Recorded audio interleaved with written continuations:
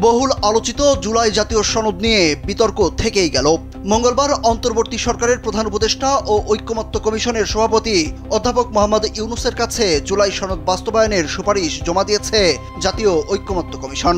এরপরই দলগুলোর মধ্যে নতুন করে বিতর্ক তৈরি হয়েছে। ফেব্রুয়ারিতে একটি অংশগ্রহণমূলক নির্বাচনের আশায় যখন পুরো জাতি উন্মুখ, তখনই জুলাই সনদ বাস্তবায়নের সুপারিশ পদ্ধতি নিয়ে এই বিতর্ক ও মতপার্থক্য দলগুলোর ঐক্যের পথে কাটা হয়ে দেখা দিয়েছে। যদিও এখন পর্যন্ত জাতীয় ঐকমত্য কমিশনে অংশ নেয়া 25টি রাজনৈতিক দল ও জোট জুলাই সনদে স্বাক্ষর করেছে। জীবন অবাক না করলে কে করবে? 28% মিল্ক ফ্যাটের অবাক করার সাথে ফ্রেশ মিল্ক পাউডার। জীবন অবাক করুক প্রতিদিন। তবে সংশ্লিষ্টরা বলছেন, সনদ বাস্তবায়নের কৌশল নিয়ে রাজনৈতিক মতবিরোধ দেশের স্থিতিশীলতাকে প্রশ্নের মুখে ঠেলে দিয়েছে।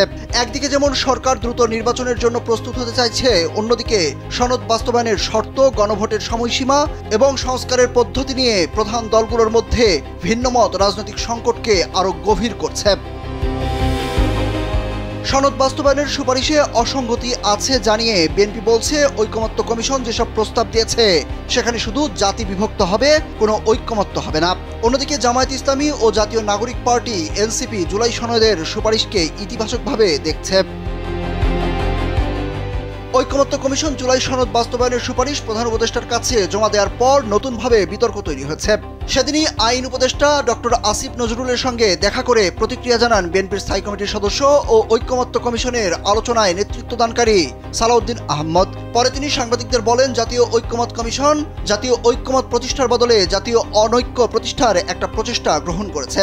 যে জুলাই জাতীয় সনদে রাজনৈতিক দলগুলো স্বাক্ষর করেছে, সেই স্বাক্ষরিত সনদ বহির্ভূত অনেক পরামর্শ বা সুপারিশ সনদ বাস্তবায়নের আদেশের খসড়ায় যুক্ত করা হয়েছে। বাংলাদেশ জামায়াত ইসলামী ঐকমত্য কমিশনের দেওয়া জুলাই জাতীয় সনদ বাস্তবায়নের উপায় সম্পর্কিত সুপারিশকে ইতিবাচকভাবে দেখছে। দলের নায়েবে আমির ডাক্তার সৈয়দ আব্দুল্লাহ মোহাম্মদ তাহের কালবেলাকে বলেন, আমরা কমিশনের সুপারিশকে ইতিবাচকভাবে দেখছি, অবিলম্বে সনদ বাস্তবায়নের আদেশ দেওয়ার দাবি করছি। সেই সঙ্গে জাতীয় নির্বাচনের আগে আগামী নভেম্বরের মধ্যেই গণভোটের মাধ্যমে আইনি ভিত্তি দেওয়ার দাবি করছি। জুলাই জাতীয় সনদ বাস্তবায়নের উপায় নিয়ে জাতীয় ঐকমত্য কমিশনে জমা দেওয়ার সুপারিশকে ইতিবাচকভাবে দেখছে এনসিপিও। দলের সিনিয়র যুগ্ম আহ্বায়ক আরিফুল ইসলাম আদিব বলেছেন, গণভোটের ক্ষেত্রে নোট অব ডিসেন্ট বা ভিন্নমত কার্যকারিতা না রাখা, পুরো সনদকে হ্যাঁ না ফরম্যাটে গণভোটে দেওয়া এবং গণঅভ্যুত্থানের ভিত্তিতে আদেশ জারি করা, এই বিষয়গুলোকে আমরা ইতিবাচকভাবে দেখছি। 270 দিনের মধ্যে সংবিধান সংস্কার পরিষদ রাখার বিষয়টিও ইতিবাচক।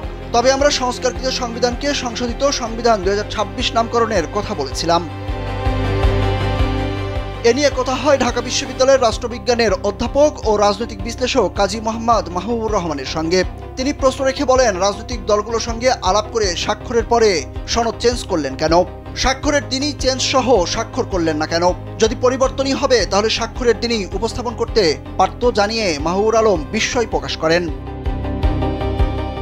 সুরুজ আহমেদ, কালবেলা।